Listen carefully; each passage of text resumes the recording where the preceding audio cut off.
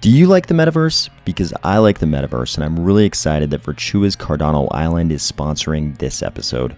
Cardano Island is one of those projects I'm excited to have in our ecosystem. There are small, medium, and large plots, also condos, plans for 4 main sections, different zones and districts, fan caves to display NFTs, 6 different land resources, land bots, non-player character slots, slots for our Cardano Summit 2021 NFTs, other games, and lots more features. I bought a large plot on Cardano Island, and I can't wait to be on my land to see what this becomes. Check out cardano.virtua.com or click the link below. Damn, girl.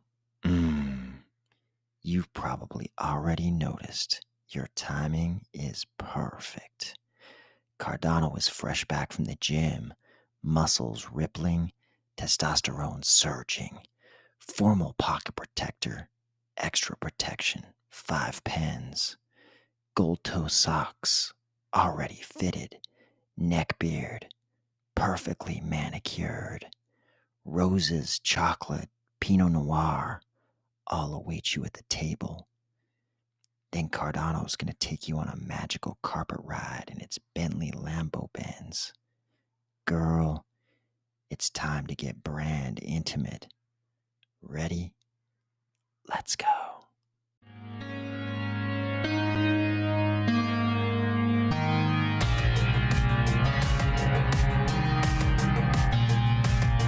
Girl, just kidding.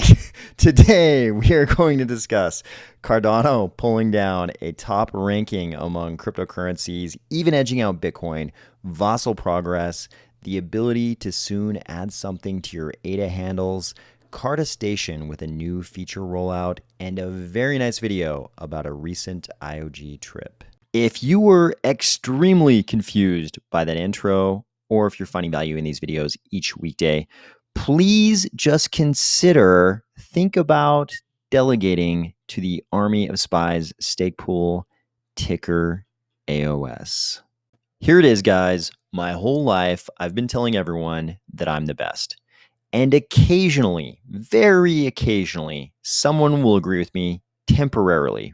We're talking very short amounts of time. Ever since I found out about Cardano, I've been telling everyone among cryptocurrencies, Cardano is the best. And now it looks like someone agrees with that in a very big way. Here we have emblem.com. That's MBLM.com. Emblem. And with a name like that, pronounced like that, you can guess this is all about branding. And these are the top crypto rankings among brands. Crypto ranks as the 8th most intimate industry in our 2022 rankings. Cardano, ADA, and Bitcoin BTC are the top performing brands, coming in 26th and 30th place overall in their study of all brands. Cardano came in 26th. Bitcoin came in 30th. Among cryptos, Cardano came in number 1, Bitcoin number 2, and then everybody else. Notice Ethereum cleared on here in 4th place, not where they would like to be. If we come down here to the list, you can see this wasn't a bunch of like chump brands. We've got Disney, Apple, Trader Joe's, Tesla, Sega. I'm not exactly sure how Sega won the gaming one, but this is something they call the brand intimacy quotient score. Brand intimacy. I'll bet you didn't think you were getting intimate with Cardano, but it turns out apparently we were all getting intimate with Cardano. And I guess people are very intimate with Sega as well, and Nestle, and Abercrombie and Fitch. And here we have Cardano leading the crypto category. And notice crypto is pretty high on the list. I mean, we've got apparel, consumer goods, gaming, automotive, retail, tech and telecom, media and entertainment above us. Everything else has less brand intimacy as an industry than crypto, and Cardano is leading crypto. In Cardano, we sometimes hear people saying, when marketing? When is Cardano going to start marketing? Honestly, this probably happens in every single crypto ecosystem, but it turns out it looks like Cardano is doing a great job. They are straight destroying the competition, at least in terms of brand intimacy. So if you've got a drink in hand, now's a good time to raise a glass for Tim Harrison and company. Looks like they're doing a fantastic job. And they kind of break this down a little bit. So they've got categories of ritual, nostalgia, indulgence, fulfillment, identity, and enhancement.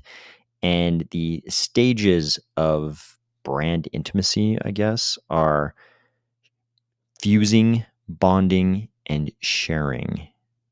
Emblem wisely gave us this little head-to-head chart showing Cardano and number 2, Bitcoin. And of course, we just barely edged out Bitcoin, actually. We just barely beat them. But if you look at the breakdown, the different categories, these archetypes they talk about, it's kind of interesting. You notice the only 2 categories where Bitcoin beat us were ritual and nostalgia. We beat them in indulgence, fulfillment, identity, and looks like they beat us in enhancement too. I don't I don't think we in Cardano need any enhancement. I think we're like a bunch of chads. I don't think we're in need of enhancement. But what I was going to say was that ritual and nostalgia are not things you want to be leading in when you're supposed to be a cutting edge technology. Nostalgia is looking backwards. Ritual is kind of the opposite of what we're looking for in technology. I mean, technology over the course of human history has largely, ushered ritual out of existence, and it's been a move towards science. So I would say if I were in Bitcoin, I don't think I'd be proud of leading the categories of nostalgia and ritual and enhancement, but we don't need to talk about that last one. Over here in Cardano, we're also fusing better, bonding better, and sharing better, leading to us skyrocketing in terms of most popular keywords, while over in the Bitcoin world, apparently they're just buying and then selling. I think this is a reflection of something that I think we've all known for a long time, and that's that Cardano has a really strong community, really strong ecosystem. If you look at what we do in social media, I don't think it can really be compared to almost any other cryptocurrency, especially given the much shorter amount of time that Cardano's been around compared to Bitcoin. I mean, Bitcoin has the ultimate first mover advantage. It was the first cryptocurrency. It was the invention of cryptocurrencies as we know them today. And yet Cardano is still edging out Bitcoin in terms of all these different categories of things that Emblem is calling brand intimacy. By the way, ladies, I was not trying to leave you out by saying that Cardano was a bunch of chads. You can be chads too. Lady chads. Time for Vasil progress check-in. You'll remember that one of the 3 criteria for triggering Vasil is that 75% of the blocks being produced need to be produced by stake pools that have already upgraded to 1.35.3. The other 2 criteria are 80% of the exchanges by liquidity having upgraded and the top 10 dApps by TVL having upgraded.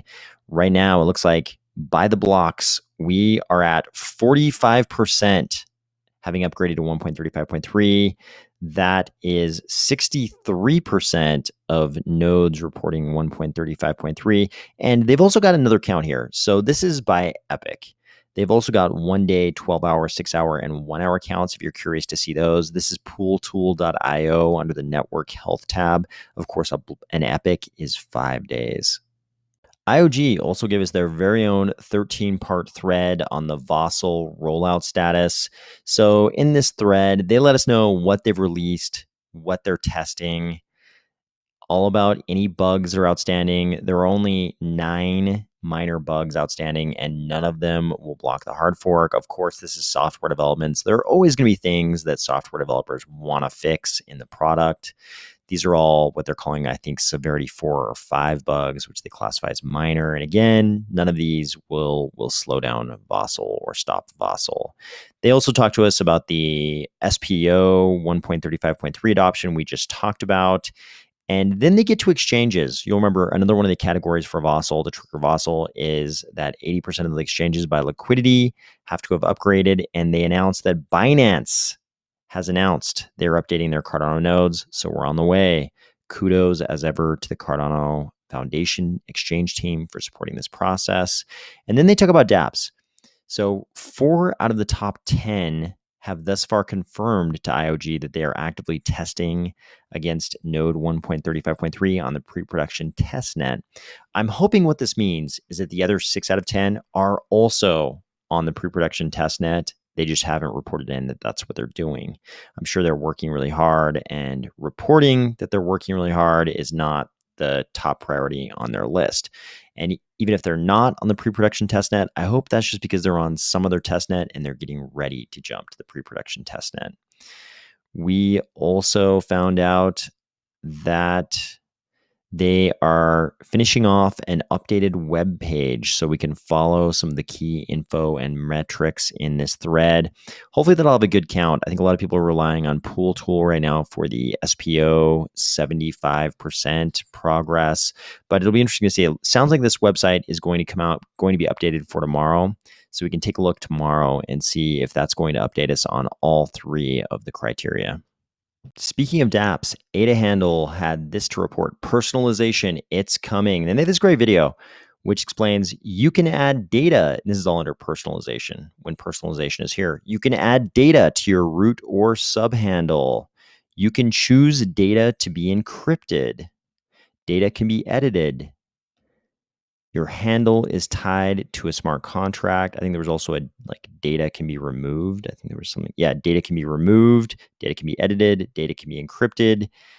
Data sets are stored on IPFS. dApps can leverage data-rich handles. You can imagine that and deliver fully personalized experiences. You can imagine that there are probably a lot of use cases that get opened up by digital identity in Cardano, involving not just a name, not just a label, but also data. Probably a lot of use cases we haven't even thought of yet. In metaverse news, it looks like Carda Station will be rolling out a bunch of new features this Tuesday, the 30th of August. These will include indoor avatars, which will be Ready Player Me avatars. You're probably aware in Carda Station, when you're outside of buildings, you're just kind of wearing the moon suit, the space suit. But it looks like they're going to use Ready Player Me avatars for the indoor avatars, which I think is a great move. I was just saying yesterday, I like Ready Player Me avatars. It's easy to set up. They look good. I think that's a great choice. There will also be multiplayer racing, new rover skins. The community center is opening and the garage is opening. I hope all the Cardano metaverses just keep iteratively adding new features until we get to that point on the timeline when at least one, I mean, obviously, hopefully it's all of them, but I hope we get to that point where at least one of the metaverses is developed enough that I can fulfill my aspiration that we can all be sitting at home with a few drinks or whatever you like on like a Friday night, and simultaneously we can be in the metaverse somewhere, hanging out with each other and socializing, having a great time. We'll see how long it takes us to actually get there. Finally, if you ever find yourself asking bigger picture questions about Cardano, like, are we actually doing something here, or is this just a big ecosystem of people trying to flip digital tokens, digital chips to make a little money on the side? Check out this video. This video is all about the recent IOG trip to Mongolia. And when you watch this video, they talk about the way something like Cardano could be transformative for a society like Mongolia, where they have a huge smartphone penetration, but a huge chunk of the population is also nomadic. And something like Cardano could be the way that a society like this can still retain the ability of its citizens to choose to have this nomadic or semi-nomadic lifestyle, or whatever lifestyle they like, and still have economic identity. It's a really well done video. Check this out if you're spending all your time worrying about how you're going to flip these little digital chips we're always talking about, and you've forgotten about what crypto is probably really about.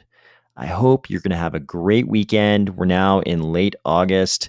which for a lot of you means summer is inching closer and closer to its end. So I hope you are getting out and about, whether that's in the great outdoors or just outside your door. I'm going to try to do the same, and I'll talk to you soon.